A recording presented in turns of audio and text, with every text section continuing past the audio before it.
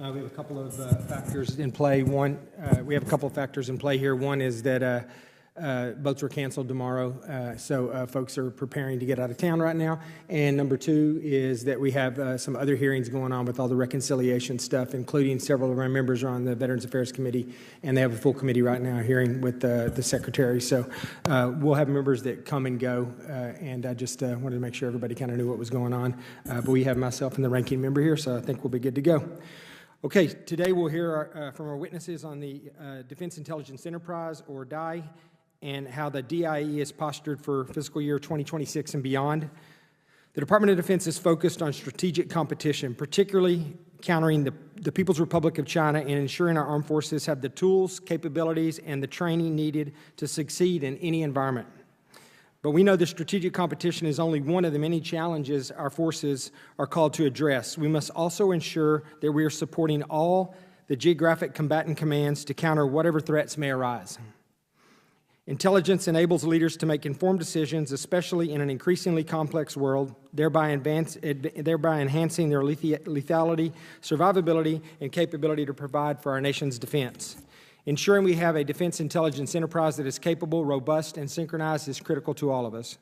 This is a challenging task at hand, and one we look forward to working with the department on to make sure that we're accomplishing this.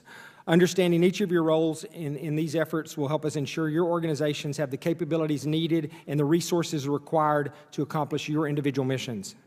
We look forward to hearing from you about DIE, the priorities, the strengths, the challenges, and the ongoing synchronization efforts within the Defense Intelligence Enterprise. I would like to welcome today's witnesses from across the Defense Intelligence Enterprise. Mr. Dustin Gard-Weiss, performing the duties of the Undersecretary of Defense for Intelligence and Security. Welcome, sir. Lieutenant General William Hartman, Acting Commander, U.S. Cyber Command, performing the duties of the Director of National Security Agency and Chief Central Security Service, and welcome, General. And lastly, but not least, Lieutenant General Jeffrey Kruse, Director of the Defense Intelligence Agency. In the interest of time, I ask that the witnesses will keep their opening remarks to 5 minutes or less so that we have sufficient time for questions and answers. I would also like to point out that we have an open session and a classified session.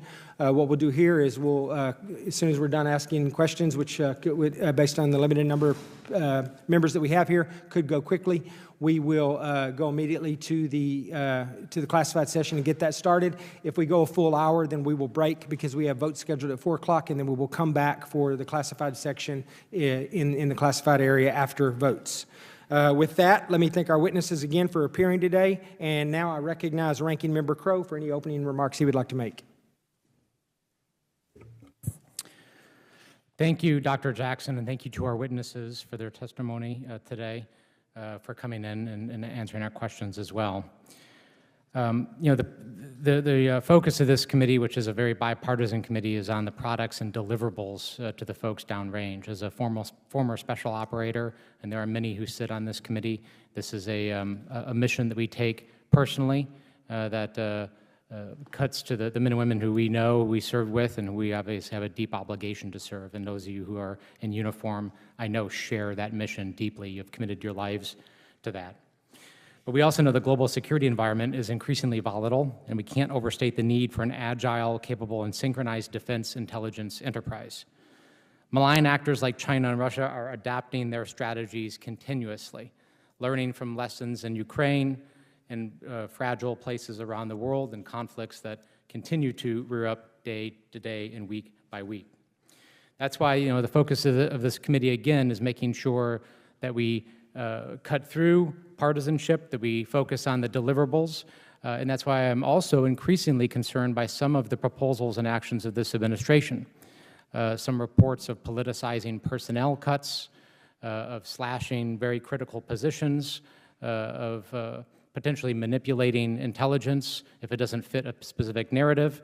I want to try to get to the bottom of that. We're not going to do that in this hearing because a lot of that's sensitive stuff. So we'll take that up under a closed session. But just to let people know, these are important questions that have to be answered because the men and women who are not here, who we have an obligation to serve, obviously deserve the best materials and the best products. I'm also very concerned by some of the proposed cuts of up to 8% in some of your agencies. You know, I am for government reform. I am a government reformer, and there are always efficiencies. There's always fat to be found. There's always ways of doing something better. But, you know, I've been doing this for a while, and, you know, I know that your agencies are some of the leanest and meanest and most efficient within the government.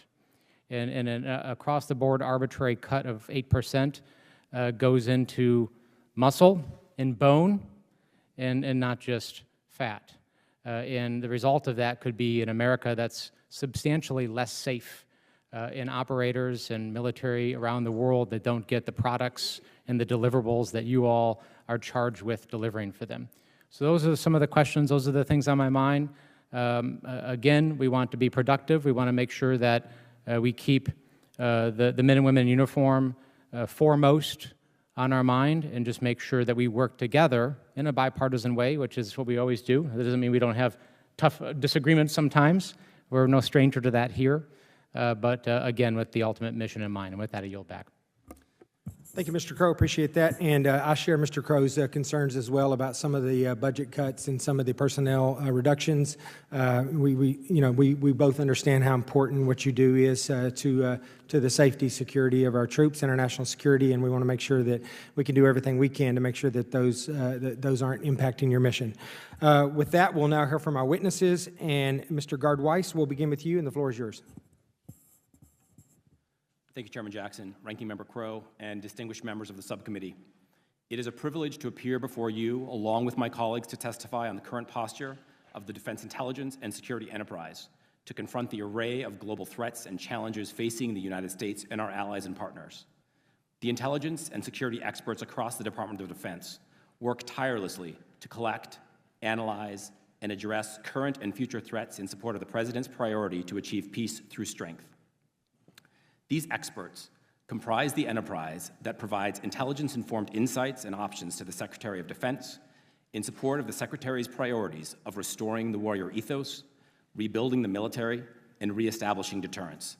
To that end, the Military Intelligence Program, or MIP, reflects the America First defense policy agenda and strategic priorities of the President and Secretary of Defense, and is developed in close coordination with the Director of National Intelligence. I am joined today by General Joe Hartman, performing the duties of the Director of the National Security Agency, and Lieutenant General Jeff Kruse, the Director of the Defense Intelligence Agency. They each will offer their perspectives on how the defense intelligence enterprise is aligned to support our warfighters and speak to the threats that our enterprise must address. Once it is released in the coming weeks, Congress will see how the fiscal year 2026 MIP budget request reflects focused investments in capabilities and initiatives to position the defense intelligence and security enterprise to support the Secretary's 3 priority lines of effort as outlined in his guidance on the development of the 2025 National Defense Strategy. Defend the homeland by providing intelligence support to seal our borders against illegal immigration and narcotics trafficking. Advance America's interests in the Western Hemisphere and enable the Golden Dome, President Trump's next-generation missile shield. Deter China and the Indo-Pacific through a new generation of intelligence, surveillance, and reconnaissance capabilities matched to the threat in support of combat-credible military forces in the Western Pacific. Support increased burden sharing with allies and partners to maximize return on investment while ensuring America's interests always come first.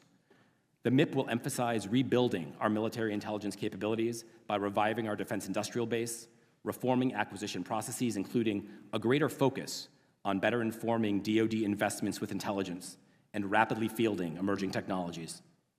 It prioritizes investments in American workers and technology while maintaining strategic partnerships with key allies. The MIP will develop and retain critical intelligence capabilities domestically, focusing on American interests to maintain our position as the strongest and most lethal force in the world. I will also note that the MIP will reflect the Secretary's emphasis on strategic discipline and fiscal responsibility, including optimizing and aligning our workforce, and his commitment to passing a financial audit. These and other priorities reflect the enterprise's continuing focus on providing decision advantage against near-peer competitors. In summary, the MIP will support the department's ability to execute its programs needed to address these global challenges, and your support is critical to achieving the President's vision of peace through strength and ensuring that our intelligence capabilities remain second to none. I thank the subcommittee for its leadership and support, and I look forward to answering your questions here and in our closed session. Thank you. I appreciate that. And General Hartman, you're now recognized for 5 minutes. Chairman Jackson, Ranking Member Crowe, and distinguished members of the committee, I'm honored to be here today representing the men and women of the National Security Agency and United States Cyber Command. Thank you for this opportunity to testify before you today with my Department of Defense Intelligence Enterprise colleagues. At the National Security Agency, our workforce supports our policymakers by providing unique, timely, and exquisite insights for the nation's top priorities. As a combat support agency, we provide critical support to our warfighters in encountering a multitude of threats facing the nation today and in the future. The men and women of both Cyber Command and NSA are key to our mission success and serve as a competitive advantage across all of our mission sets. China remains our pacing threat. Countering their efforts to challenge the United States as well as their aggression in the Indo-Pacific is a top priority. U.S. Cyber Command and NSA are focused on using the full scope of our authorities and full spectrum capability to counter China's aggression. We remain ready and postured to contest China's malicious activities across the globe in lockstep with our allies and our U.S. government and industry partners. U.S. Cyber Command and NSA remain focused on achieving mission success across the spectrum of the President's priorities relayed to us in the Interim National Defense Strategic Guidance. In developing our FY26 budget request, in partnership with the Department of Defense and the Office of the Director of National Intelligence, NSA is focused on administration priorities, including defending the homeland, modernizing our capabilities, as well as our core function of code making and code breaking.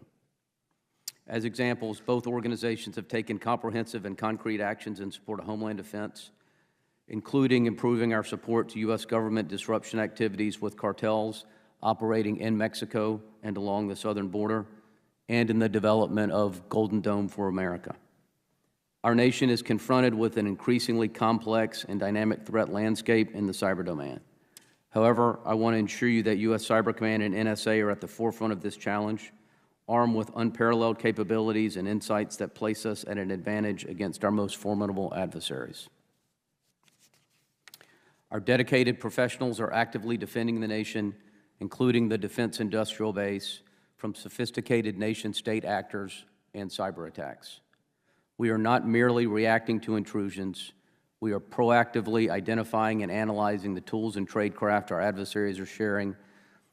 These critical discoveries, we share these critical discoveries publicly and will partner with our partners to empower a collective defense that strengthens our nation. I know this committee is highly supportive of our missions and our people, and I'm thankful for the opportunity to testify in front of you today.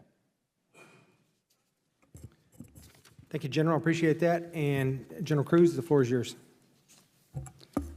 Chairman Jackson, Ranking Member Crowe, and distinguished members of the subcommittee, thank you for the opportunity to present the Defense Intelligence Agency's assessment of the worldwide threats to our nation and our posture to address these increasingly complex challenges.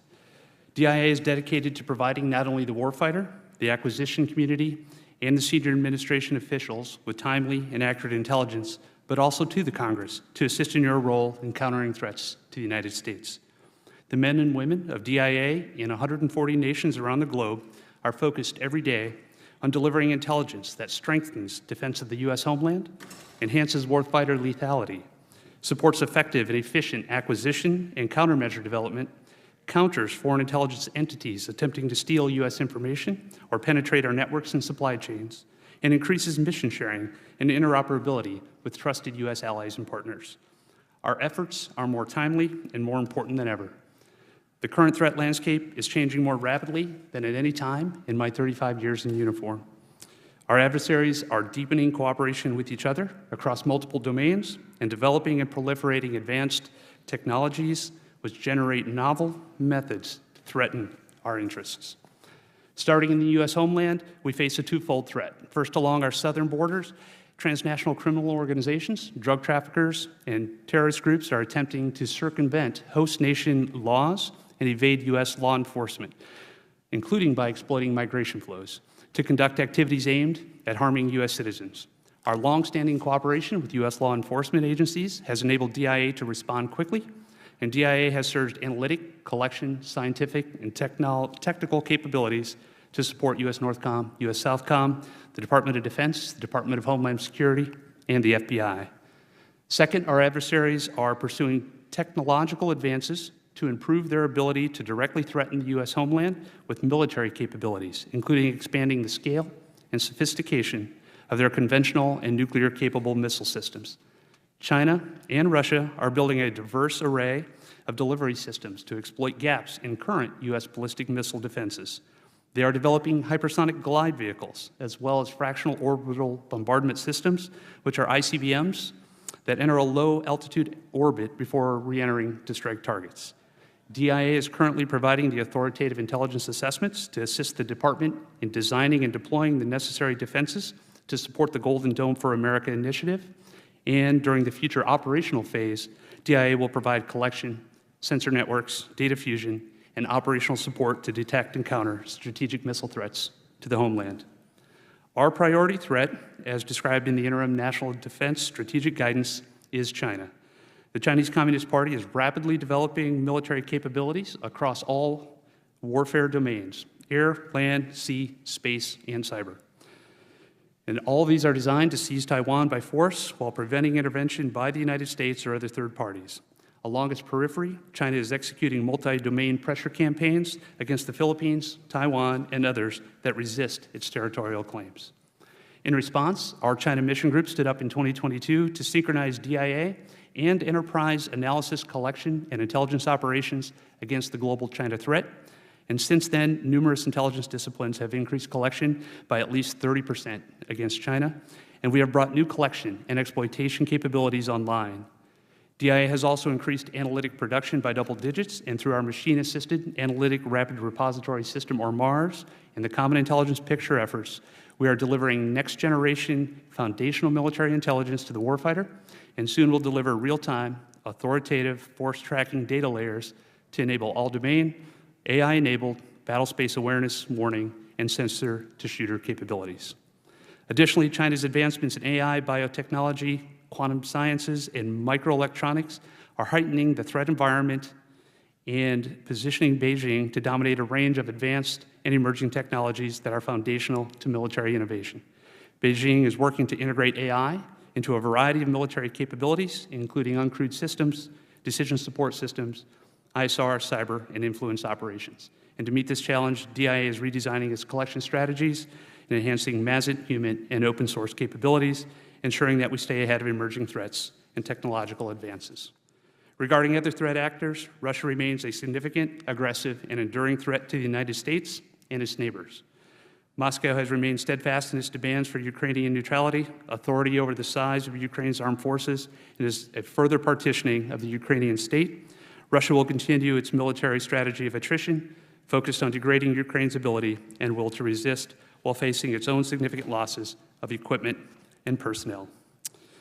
With this threat environment in mind, I want to thank you for the opportunity to provide our insights and our perspectives during our discussions today. It's an honor to join my colleagues, Mr. Gard-Weiss and Lieutenant General Hartman, before this subcommittee. I'm truly privileged to lead the Defense Intelligence Agency and represent its talented and dedicated workforce who serve with distinction and in harm's way all across the globe. We're grateful for your support, and I look forward to your questions. Thank you, General. I appreciate that. And we will begin questions, and I will start by recognizing myself. Mr. Gard-Weiss, I was just going to ask you a real quick question here. I'll just read this real quick because some of our audience may not fully appreciate this, but the U.S. intelligence community is statutorily comprised of 18 organizations, 9 of which are elements of the Department of Defense. The Defense Intelligence Agency, the National Security Agency, the National Geospatial Intelligence Agency, the National Reconnaissance Office, U.S. Air Force Intelligence, Surveillance, and Reconnaissance, U.S. Army Intelligence, U.S. Naval Intelligence, U.S. Marine Corps Intelligence, Surveillance, Reconnaissance Enterprise, and U.S. Space Force Intelligence. That's a big piece of the pie. I would like to ask you, and I won't say, are you getting everything that you need? Because the question of that answer is usually no, but do you think that your piece of the pie of the DOD budget is sufficient to do what you're being asked to do today? Chairman, thank you for the question. I am incredibly proud of the work that our enterprise does today in support of the Department of Defense, our warfighters, our commanders, the Secretary, and the President. The threat environment that we're facing is increasingly complex. You mentioned in your opening statement that we're facing China, the pacing threat, while we're responding to events around the world. Right now, what I can tell you is that we're postured and aligned to support the priorities of the Secretary. And I look forward to having a conversation with you once we're able to discuss the details of the FY26 budget about the areas where we're taking risk and where we are aligning those resources to ensure that we are taking less risk in priority areas. Thank you. I appreciate that, and I'll do everything I can, and I know the other members of this committee as well, to make sure that you have everything you need, because our warfighters obviously can't do their jobs without the support that you provide. For General Kruse and General Hartman, I just want to ask you a real quick question. I think you both touched on this or mentioned this in passing. I know, General Kruse, you did with regards to China in your opening statement. But with regards to, this is partly why I asked this question as well, because we understand that the big focus in the military for the last few years has been to pivot and to great power competition away from counterterrorism, so on and so forth. But we also understand, and General Kruse and I recently talked about this, that the counterterrorism mission did not go away. It's still there. That support still has to be provided. But then you have other things that are also, really gaining, I'm sure, taking lots and lots of your time as they become more and more a part of your day-to-day expectations and what you're gonna have to deal with regards in particular to artificial intelligence, machine learning, and now open source intelligence. Can you tell me, are we keeping up with that, and in what ways are you approaching that so that we don't get behind the Chinese on this? What is your biggest hurdle here? I mean, what are you not getting, or what is your biggest concern regarding what I just mentioned in the day-to-day conduct of your mission? I'll start with either one. General Hartman, you want to start?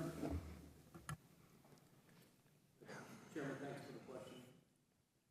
From our standpoint, we continue to be laser focused on China, and our plan to meet that threat is really dependent on technology like artificial intelligence. We know the Chinese forces are larger than us, and the way that we scale to meet that challenge is by leveraging the talent of our workforce and the technology that we have access to, particularly our relationship with private industry, which in the United States, we still have a strategic advantage as it relates to technology like artificial intelligence, and I believe that will continue to remain so. Okay. Before we go to General Kruse, I was just going to ask you real quick. So, do you think are you having any issues with recruiting people? I mean, I know that's always an issue, but are you getting good people that understand these issues that want to come into the organization versus going off into the private sector? And are there any authorities that you don't have? I mean, it's going to cost more money, obviously, we understand that, but are there any authorities that you need from Congress that you don't have to stay on top of this and outpace the Chinese on this? Chairman, we continue to get extraordinarily qualified young people from the services and from the civilian community that are experts in artificial intelligence and high-performance computing and machine learning. We certainly need the resources to provide them the technology that they need to work the problem. We've got a great plan for that. I think we'll be able to talk about that plan more when the budget comes out. But right now, I believe that we're very well positioned. We have a roadmap thanks to our work with Congress. We have stood up an artificial intelligence task force. We've executed over a dozen pilots. And I do believe we are positioned well. From an authority standpoint, there are really no authorities that we don't have right now in order to execute this plan. Thank you, sir. General Kruse, do you have anything to add on that? Just very briefly, I will just echo what General Hartman said. The workforce at DIA, we prioritized in the most recent series of personnel reductions and workforce optimization the retention of our younger probationary and recently recruited personnel because of the skills that they bring.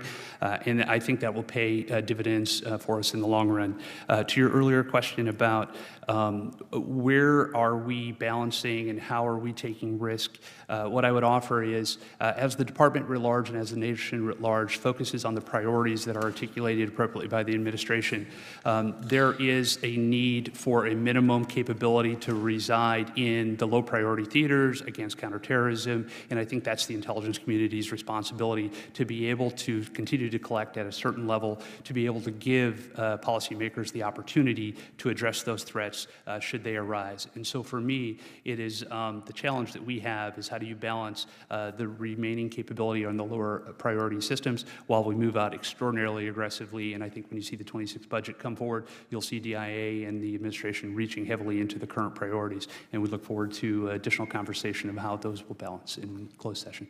Thank you, General. I appreciate that. I have some more questions I'll ask you in the classified session, and I'm going to yield back now and recognize Ranking Member Crowe for as much time as he would like.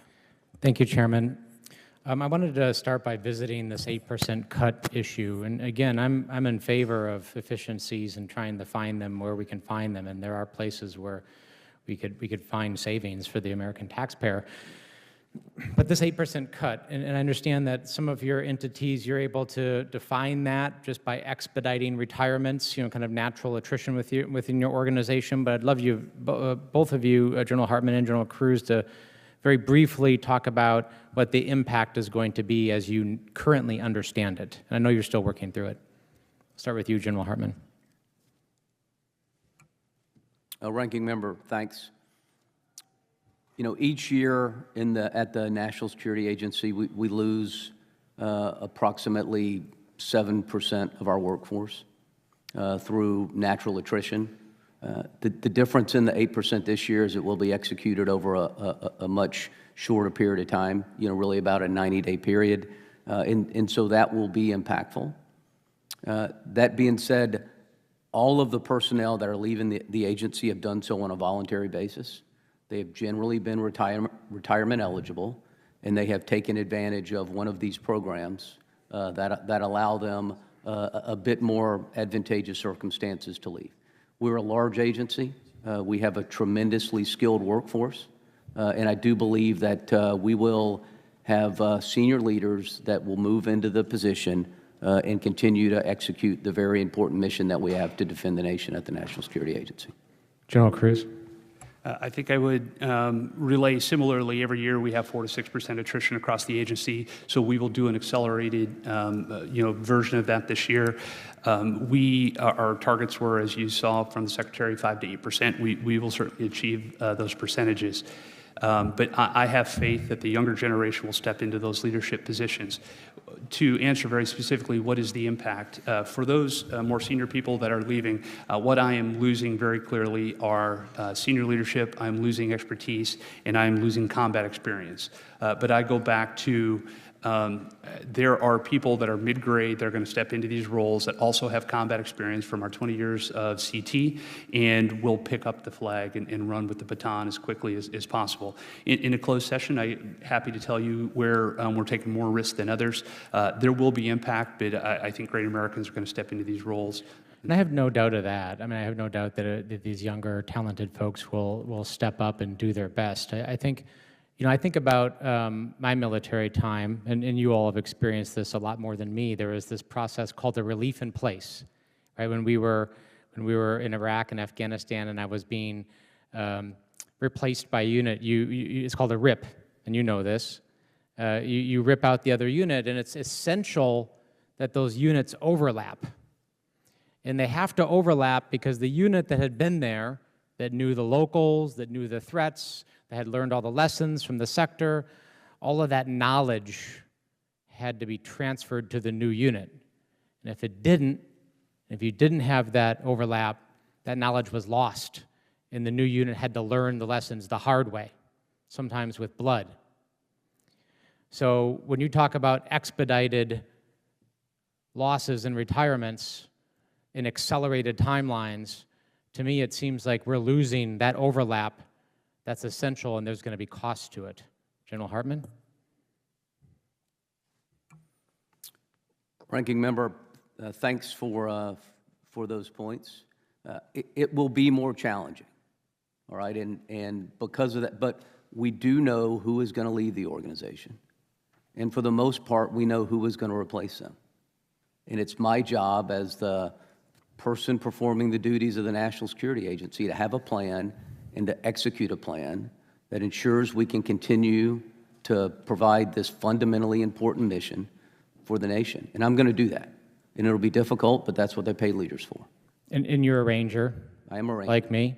Absolutely. So you've been given a mission, and there's no doubt in my mind you will execute it to the best of your ability. But now it's incumbent on us in Washington to make sure that the mission you've been given is actually smart and makes sense. General Kruse? The one additional thing that DIA has in its arsenal is, in addition to the headquarters and all the centers that are directly reporting to me, I also man the J2s out at each of the combatant commands, as well as the Joint Staff J2. And that allows me, when I have holes in expertise in very specific areas, to move personnel. So, for example, some of the key leadership positions that are showing up on the Joint Staff, we're bringing in personnel in Indo-PACOM to fill these roles to try and achieve exactly what you're talking about. How do you do a RIP, a replacement in place, when you're not actually in place? And so we're working through the lessons learned that we've done, and as we have led our units in previous ways, what is the modern version of that using modern technology? Well, you all have a very hard task ahead of you, and I'm not going to wish you luck, because luck doesn't do it. We're going to work hard to make sure that we resist policies that don't make sense and would put America in danger, and that we support you in that mission. Thank you. I yield back. Thank you, Mr. Crow. And Mr. Cisneros from California, you're recognized for 5 minutes. Well, thank you, Mr. Chairman. Appreciate that. Lieutenant General Hartman, like you stated just a few minutes ago, right? You continue to get top talented individuals that come in, but it does take all these individuals to kind of get trained up and built up to speed. And General Nakasone used to always state that, you know, I get these individuals, they're there with me for like 2 to 4 years, and it's time for them to transfer right at the time where they actually really start to get good at what they're doing. I'd like to see how we can change that. I don't know if you feel the same way. I'm going to assume maybe you do, right? That, you know, you get these individuals built up and they get good at what they're doing, and then it's time for them to leave and transfer to something else.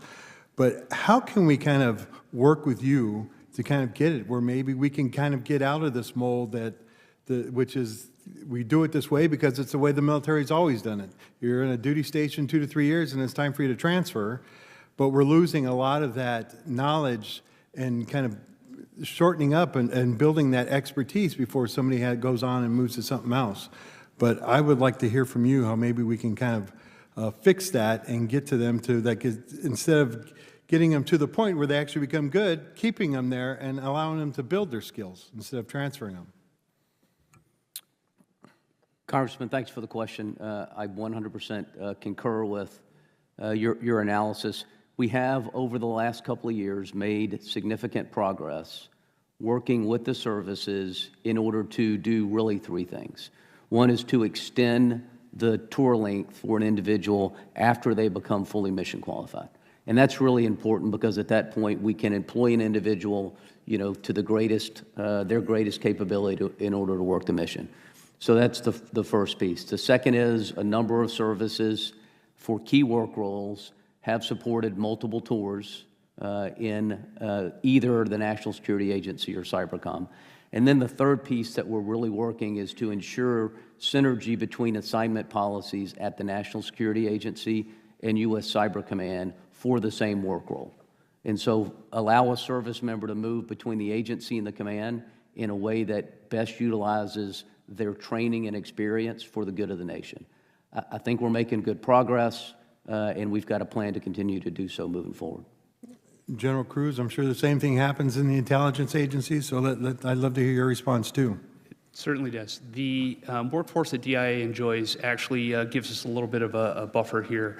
70% of my workforce is civilian, and about half of those are former military. So I have this fantastic mix of civilian, former military, and active duty military. We have worked over the last couple of years to start to extend our civilian tours as we rotate around the globe, and several of the services are looking at doing the same thing. So that becomes really important for us. And then for new mission areas where I have low density, just small numbers, for example, in the cyber realm where we man the Cybercom J2, but we're also building up some additional capability at Congress's direction. My intent is to have those career paths actually be from service cyber into NSA, into Cybercom, into us, so we can keep people into the same mission space regardless of tour length. All right, well, anything we can do to support that legislation-wise or anything, please let us know. Happy to support that fully. Lieutenant General Kruse, another question for you. We know during the first President Trump administration, he was at times kind of very cautious about some of the intelligence that he received from our stuff, and even had a tendency maybe to believe it from somewhere else. But and we can either take this here or maybe take it in the next round. But you know, how can you work with the administration there to ensure that what you're giving them is going to be heard, and that it's going to be kind of taken in as for what it is, and that this is good, actually good intelligence that you are presenting them? I think you just hit on both sides of the coin. So I think we owe candid intelligence assessments, non-political, the best we can do, the most authoritative regardless of source, and then provide that. And it's building a trust relationship from all of our stakeholders. We've done this with warfighters for many, many years. I've worked with SOF. There's a really dynamic feedback loop. You're either good and you're trusted, or you're not. And the same thing is actually okay with the administration. Our goal is to provide the most accurate intelligence that we can and build a trust relationship over time, and that's my intent to do so. All right. Well, thank you both for your answers. Thank you all for being here, and I yield back. Thank you, Mr. Cisneros. And now recognize Mr. Scott from Georgia for 5 minutes. Thank you, gentlemen, for being here. And we all know that our prior president ignored the advice of his military commanders with regard to Afghanistan and other key areas. Fortunately, we have a president now that is wanting to secure the border. And so my question gets to you, Mr. Gard-Weiss, with the president's direction to leverage defense capabilities to reduce the flow of illegal immigrants and fentanyl and other illegal drugs that are killing American citizens across our borders. How is the Defense Intelligence Enterprise providing support to that mission? Congressman, thank you for the question. I'm incredibly pleased with how the department has shifted and aligned rapidly to support the president's priorities along the border. That includes the Defense Intelligence Enterprise. We have surged defense intelligence analysts to support both Northern Command as well as Homeland Security, CBP in particular, Customs and Border Protection, in the sectors along the border. We have increased the use of, and actually for the first time, leveraged airborne collection platforms, ISR platforms, to enable these missions. And we have increased the priority in both of the agencies to my left and right, increasing both the collection and production in support of the priority, not just with regards to migration, but also with regards to fentanyl and the counter drug or drugs coming from our southern border. Well, I think it's important that we do anything and everything we can to protect the American citizens from the flow of illegal drugs into this country. A lot of Americans die from fentanyl, and we all know people who have died from it. We had 2 young people in my area die from it just a couple of weeks ago, and I hope we continue to increase the pressure and the intelligence sharing to stop it. I want to talk with you about integrating commercial space-based ISR with what we do. The TAC SRT program provides commercial space-based intelligence to the warfighter. How is the DOD integrating commercial space-based capabilities in its intelligence architecture? Congressman, we absolutely are. We are leveraging commercial space-based capabilities across a range of missions, whether it be for warfighting or for intelligence analytic purposes, both Space Force, the National Reconnaissance Office, and others. I will also say that we are increasing the application of that. We've seen that play both in terms of commercial electro-optical, which are pictures, and radar, both in terms of augmenting and complementing our national systems and our government systems. We have increased the use of that for sharing, broader use, and frankly, in some areas, they're just uniquely positioned to support from a DOD standpoint. That includes foundation requirements, right, to support National Geospatial Intelligence Agency for mapping and a variety of other purposes. So, Congressman, we absolutely are focused on space-based commercial capabilities and how they can apply to the department. I have one other question, and I want to preface it with this. I know China is the priority right now, but it's not the only mission that I expect we will have. And one of my primary concerns is that as we draw down systems that will work in non-near-peer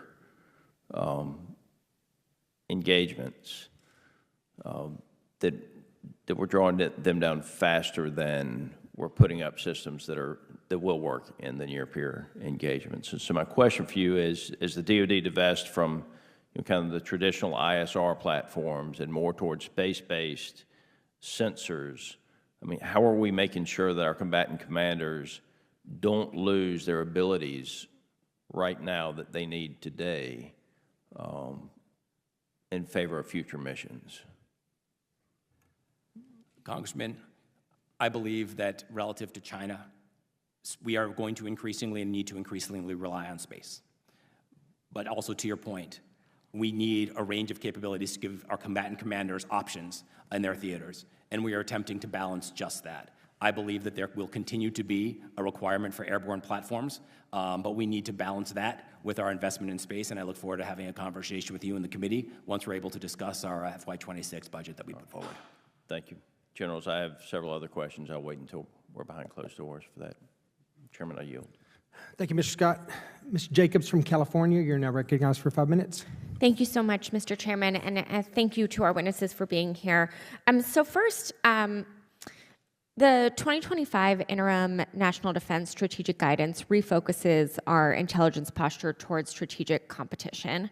How is the defense intelligence enterprise aligning with that new guidance while also ensuring its assessments of major adversaries like China remain objective and free from confirmation bias? Maybe General Kruse, you could start.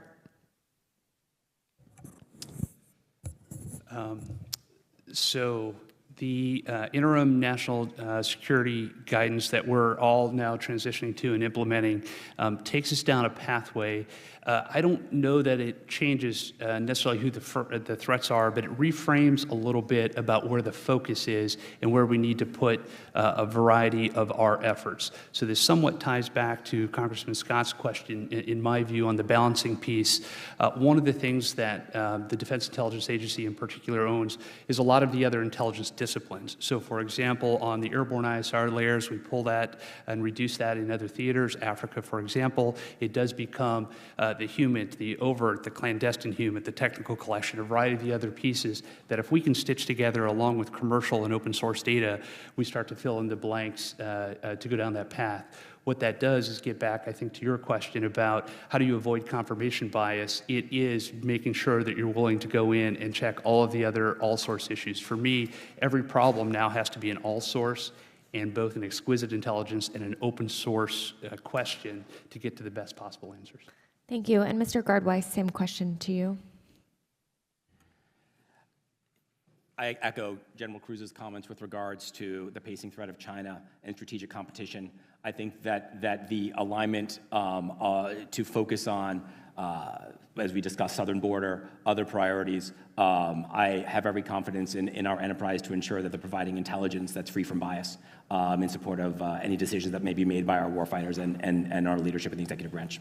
Okay, great. Thank you. And then I want to talk about Syria, and obviously I know we'll have to do more of it in closed session, but I actually agree with the Trump administration lifting certain sanctions to ease Syria's humanitarian crisis. How do you make sure that you all are getting the most dynamic picture or the most accurate picture in this very dynamic situation of what's happening. If you can, anything you can say in open about sort of how you currently assess the conditions in Syria following this policy change, and what possibilities, if any, you see since the political opening. Maybe Mr. Gard-Weiss, I'll start with you. Congresswoman Jacobs, if I might, may I refer to General Kruse initially, given in his analytic expertise? Thank you. So I would offer there's probably two parts to this. One is, how are we making sure we understand what's going on? When the HTS organization took over the Syrian government, I would offer that's really the substantive change. It's not the policy change. It is now, what do we do in response to that? And we need a good partner that's going to allow us to put pressure on ISIS in Syria and other organizations. And so the policy change is about allowing the ability to be able to do that. As far as the ability to collect in there, if we have a smaller footprint or based on the changes we've seen over time, what I would offer is we're relying heavily on allies and partners. We are going back to some of the activities, some of the human sources, a variety of the things that we did during 20 years of counterterrorism, and being able to go back and try and leverage some of those accesses and intelligence feeds. Thank you. And to the extent you can talk about it in open session, can you talk about sort of what the threat from extremist groups like ISIS currently is? I would offer that ISIS is getting stronger globally every day in small areas. It is probably the most competent at external operations planning and is increasing out of Syria in particular, or ISIS-K, ISIS-Khorasan, as being the most likely to present a threat to Western governments. And I think beyond that, I would offer al-Qaeda in particular is more of a regional threat against U.S. forces in particular areas. And I would offer probably a richer conversation in closed session. I'll look forward to that. Thank you, Mr. Chairman. Thank you, Ms. Jacobs. And Mr. Keating from Massachusetts, you're now recognized for 5 minutes. Thank you, Mr. Chairman. And it's been a privilege that I've had being in this committee because I've gained a new window and insight over the servicemen and women that serve our country. Mr. Gard-Weiss, in the first few sentences of your testimony, you said that your goal is to restore the warrior ethos. So I'd like to ask General Hartman, General Kruse, have we lost our warrior ethos? I haven't seen it. A simple yes or no would be sufficient. Is this lost? Our warriors ethos is lost on our servicemen and women? A simple yes or no will work. Congressman, our force continues to be laser-focused. Microphone. I am proud. General Kruse? I am very proud of the warrior ethos that my organization displays every day around the globe. So, Mr. Gard-Weiss, could you do me a favor and define what you think warrior ethos is? What did we lose here? What's lost? I didn't think it was missing. Congressman, from my perspective, it is about ensuring that we are bore-sighted on the needs of our warfighter. And that, in my mind, in a simplistic term for our defense, intelligence, security enterprise, is ensuring that is consistent with the Secretary's priorities for the department. So the Secretary defines warrior ethos? The Secretary has strategic priorities for the Department of Defense. My obligation in this seat is to ensure that our defense intelligence enterprise... No, but I mean, one of your first sentences said, we've got to restore warrior ethos. I didn't know it was lost. Where is it? Congressman, what is it? Congressman, I think my statement was referring to the fact that our enterprise is postured to support the Secretary's priorities, one of which is being to restore warrior ethos. What is that? It was one of your first statements. I look forward to... What does it mean to you? What does it mean to the Secretary? I guess that's what it's all about. What is it? Well, if it was so important that it was in the beginning, and so important that we lost it, you have to tell us what is gone before we could find it again. I mean, you said it has to be restored. Please, just enlighten me. Congressman, my obligation is to ensure that our enterprise is postured to support... I know that you said that, but what is warrior ethos you keep talking about? The Secretary keeps talking. I'm hearing it all the time. It's lost somewhere, but we have to find it. Where is it? And what is it? Congressman, I refer back to my statement, which is to ensure that our enterprise... I was referring back to your statement too, sir. The first thing was warrior ethos. So, look, I'm going to move on to another issue that concerns me. It was in all the opening statements, really. And, you know, we're facing an 8% mandatory personnel cut, and so we've got some hard decisions in front of us. And it was all mentioned about the Golden Dome. So, Mr. Gard-Weiss, can you tell me the cost of the Golden Dome? I know there's an Iron Dome in Israel, and I have an idea what that cost. And Israel's very small land area. The United States is expansive. So what is the cost of the Golden Dome? Congressman, I am not aware that of what that cost is for Golden Dome. I can tell you that we are postured from a defense intelligence security enterprise to provide the intelligence and options in support of homeland defense. May I also just reference back to your comment about 8% reduction? I think we've discussed that previously, and would be glad to have a conversation with you about that as well. I will also just say in that regard that we have presented the risk to the Deputy Secretary and the Secretary for their consideration. We are still waiting for the final budget to proceed, and so to say that it was exactly 8%, we will determine what that looks like as we bring the budget forward. General Kruse, you mentioned one of the greatest advantages you have personnel-wise are the young people on probationary status that you have and the knowledge that they're accruing and what they learn. Can you just comment on the value of those people on probationary status? I had approximately 875 people on probationary status, and according to the executive orders and all the guidance that we received, we removed them from service if they had performance issues, and so there are a handful that we asked to depart government service. I was able to retain then a vast majority of those 875, and these were people that we have intentionally recruited. They've got STEM skills, they've got cyber skills, they've got language skills. They've got really a passion for service and a patriotism that they want to join the U.S. government and a DOD organization, and I look forward to seeing I just want to thank you for referencing that, because these are important parts of our entire federal workforce, not just in the military, and thank you for highlighting that. I yield back. Thank you, Mr. Keating. Mr. Mills from Florida, you are now recognized for 5 minutes. Thank you, Mr. Chairman. Let me first help out some of my colleagues what warrior ethos is. Warrior ethos is prioritizing the warfighter so that they can guarantee that they have everything they need to do their job based on meritocracy, not based on diversity, equity, inclusion. And to go to another one of my colleagues who had made a comment that President Trump in the first administration didn't listen to the intelligence that was provided. Well, I would argue that the former Undersecretary of Defense for Personnel and Readiness also didn't listen, which is why we had such a recruitment deficit. So we may want to talk about some of these things in a closed session anytime. I'd like to get to the panel, now that we've debunked some of the nonsense on this committee. How is AI going to contribute to our ability to thwart a lot of the cyber and a lot of the economic resource and supply chain warfare that China is engaged in? Lieutenant General Kruse.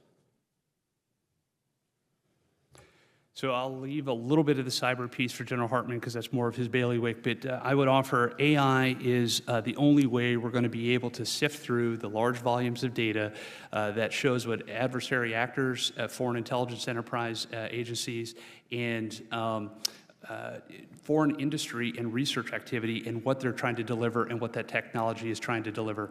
AI is critical to help us synthesize that data and then tip and cue sort of the experts that we have, the STEM population that we have, to start to distill where is China taking their activities, and then how do we get ahead of that, either through supply chain work, through cybersecurity, and a variety of other areas. The key for me on AI, though, is you got to deploy it, you've got to trust it, and you've got to be able to do independent verification and validation of the outcomes of the AI back so you can trust it and it's authoritative. And General Hartman, if you'll just kind of enlighten me on. Yeah. Congressman, thanks for your question. The force that we face in China is significantly larger than ours, but our workforce is more talented. And our ability to arm that talented workforce with artificial intelligence is the way we get to scale as it relates to the China problem. We use it every day. We use it in all of our operations, and I would look forward to, in a closed session, to be able to cover that more in detail with you. Thank you so much. You know, obviously the Indo-PACOM fight is one that we're eyeballing heavily with the potential unification of Taiwan, knowing that that would impact 92% of semiconductor and microchip capabilities. Also why it's so important to eliminate the double taxation on Taiwan and be able to do more onshoring, which is truly what the America First agenda is about, is American innovation, American workers, American solutions. But I'm not convinced necessarily, based on coastal defense plans, based on 7th Fleet capabilities, based on a hub-and-spoke strategy, that China's really willing to go all in on this strategy. I think economically it doesn't necessarily make for a sound strategy. They have too much to lose, I think, from an economics perspective, knowing their economy's far worse off than our own. I think that one of my big issues that I face is not understanding how the Directorate of Defense Trade Controls is holding $9 billion, however, of Taiwanese money for defense stuff that's not ever been exported. Is there any reason that you could think of why these types of goods and defense materials would be held as opposed to just getting them there to be more of that porcupine, that spiky sense to prevent China from even thinking it's a plausible 3-month strategy? And I'll let you, Mr. Gard-Weiss, if you'd like to just anyone to hit on it. By the way, you're 100% correct on the warrior ethos stuff. Regardless of what our colleague might have said, that's exactly what the Secretary of Defense is doing right now, and that's exactly what we're getting back to, is the old days of be all you can be, which is what it was during my days in the Army. Congressman, thank you. I am not familiar with that issue, and so I will, if I can take that for the record, we'd be glad to get back to you with a response. And I would love to see the Pentagon put pressure on the State Department and DDTC to get those DSP-5 approvals and make sure we can export the necessary goods, because this wasn't even American. This isn't FMS or FFS money. This is $9 billion that came from Taiwan to buy goods like the Harpoon and other things in an effort to try and guarantee a more robust coastal defense plan. And so I'd love to see what that looks like. With that, I think a lot of my other questions are going to be more for the classified section, but I really appreciate your time and keep the warrior ethos running. With that, I yield back. Thank you, Mr. Mills. And against my better judgment, Mr. Van Orden, you are recognized for 5 minutes. Thank you, I think, Mr. Chairman. Hey, I would remind my colleague that we lost Afghanistan and Iraq. And so when we're looking for lessons learned, you know, and how we should structure our forces and do RIPs and everything, probably should look somewhere else, because we lost those wars and we fought in them, and I don't want to do that anymore. And so when we look at how we gather intelligence and disseminate it, I think we need to look at it a little differently, because we missed the collapse of Vietnam, the fall of the Soviet Union, 9/11, Afghanistan being run over by the Taliban in 5 minutes. We missed all of that with the you know, over the decades, trillions of dollars we invested in the national intelligence architecture, right? So I'm saying maybe we should, you know, take a knee, think about how we're doing stuff, and apply some nonlinear thinking to this problem set. As far as my other colleague, who seemed to have stepped out, if he goes to www.nsw.navy.mil and types in SEAL ethos, he will see a document that me and 62 other SEALs wrote in 2005, and it describes in ad nauseum exactly what the warrior ethos is. And you're spot on, dude. Listen, Pete Hegseth is a warrior, and we need warriors to lead warriors. Enough of this panty waist stuff going on. Forget about it. The goal of the Department of Defense needs to be intimidating our adversaries to the point where they don't attack us, but if they decide to, we utterly destroy them and grind them into dust, so we prevent other adversaries from attacking us or our allies. Other than that, the Department of Defense should be doing nothing. So I have a question for you, sir. I'm the longest serving enlisted member of the military to ever get elected to Congress. I did human intelligence at a very high level. So are there any authorities that you cats are missing that we can grant you congressionally to make sure that you can do your job to protect us? Congressman, thank you Yes, sir. for your statement and for the question. Yeah, man. I think we can provide some additional details in the closed session. Okay.